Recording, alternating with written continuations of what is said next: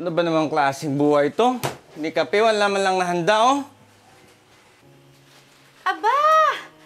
At talagang umuwi ka pa, ha? Inumaga ka na nga ng uwi at mag-aakala ka, ni pag-aain kita? Ang kapal din naman ng mukha mo! Tumabi ka nga dyan, baka masapak pa kita eh.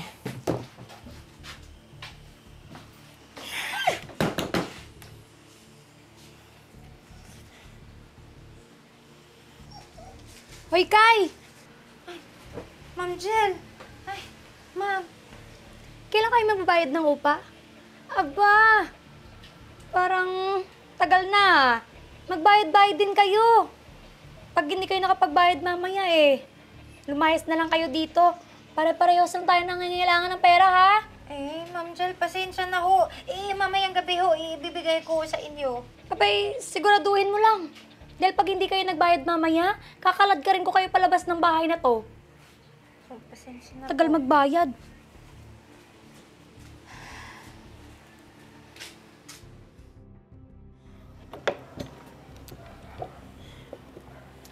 Uy, friend, baka may extra ka dyan. Kailangan ko sana eh. Kailangan kasi namin magbayad ng renta eh. 3 buwan na kami hindi nakakabayad. Napabarangay na nga kami. Last day na namin ngayon. Naku, friend. Alam mo naman, walang-wala din ako ngayon eh. Si Mister, walang trabaho, naghahanap pa.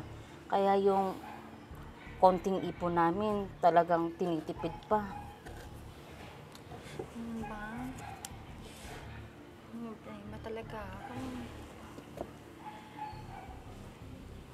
Uy, friend. Tignan mo sa ng table. Ang gwapo. Mukhang type ka ata. Uy, ano ka ba? Kakaya. Ang gwapo na. Mukhang mayaman pa. Feeling ko madatong yan. Ay, lumala.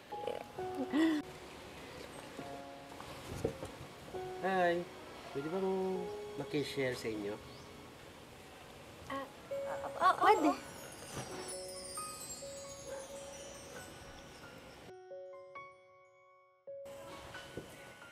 Nako, friend. Kailangan ko na palang umuwi. Iwan ko na kayo, ha? Kasi may kailangan pa akong tapusin sa bahay, eh.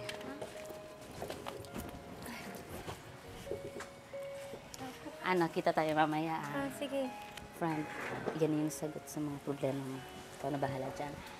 Bye. Hi! Ako nga pala si Paul. Hello. Nice to meet you.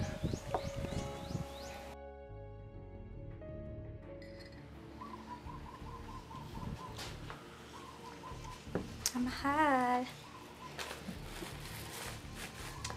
Saan ka galing? Anong oras na? Ay, mahal, kumain ka na ba? Gusto mo paganda kita?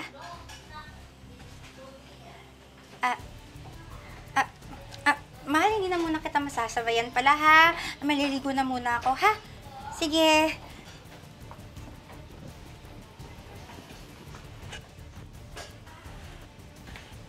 Kai! Kai!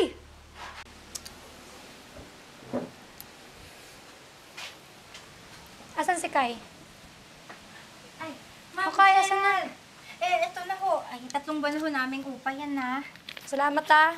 Pasensya ka na kanina. Opo. Pasensya rin ho. Salamat ho. Pasensya sa abala, ha? Kulang ng 50, i-Gcash mo na lang, ha? Ay po, opo. Sige po. Salamat ho. Ingat po. Ingat din.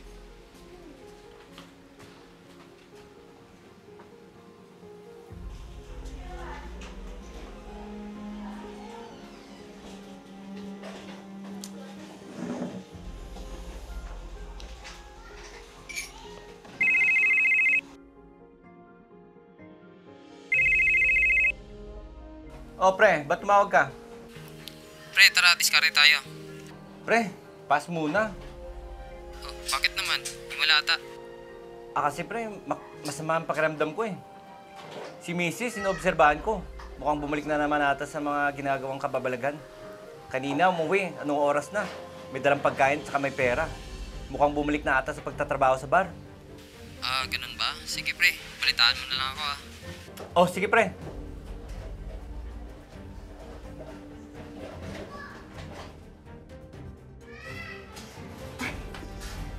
Mahal? Aalis muna ako, nakahanda na rin yung pagkain mo dyan, tsaka yung kape mo, ha? Teka ako mamaya. Bye-bye!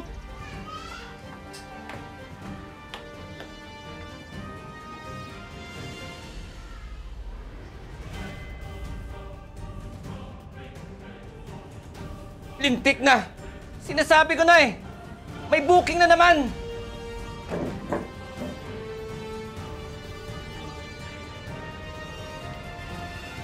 Huwag na, pasok.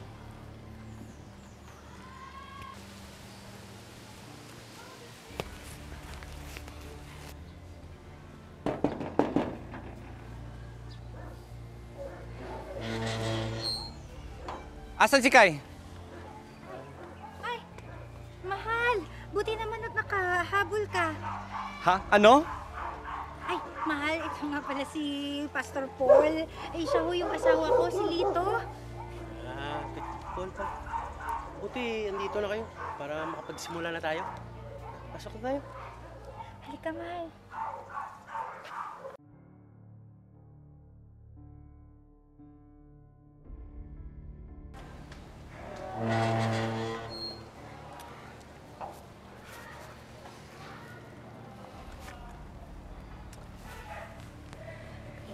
Mahal, sorry kung hindi ko agad sinabi sa'yo, sinadya ko talaga na iwan yung phone ko para mabasa mo yung message kasi alam ko na susundan mo ko, Alam ko kasi pag diyaya kita, hindi ka naman sasama, kaya yun yung naisip kong paraan.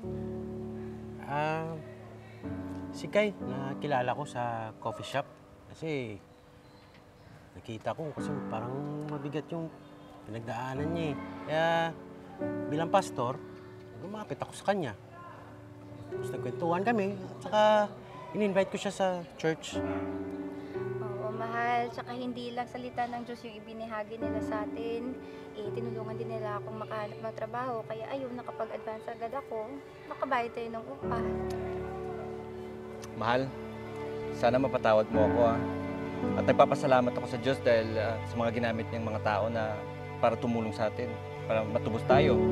At saka bumalik yung loob ko sa Diyos. Maraming salamat. I love you, mahal. I love you too. Salamat po, Pas. Tandaan, ang pagmamahal ng Diyos ay di mapapantayan. Walang pagsubok na hindi malalampasan, basta't ang Panginoon ang ating sandalan.